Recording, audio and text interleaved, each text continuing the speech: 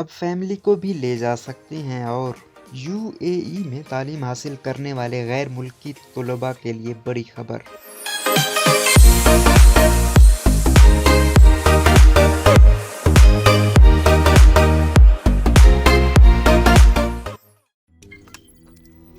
روزنامہ قدرت کی ویڈیو دیکھنے کے لیے ابھی یوٹیوب چینل پر سبسکرائب کریں اور بیل آئیکن پر بھی کلک کریں۔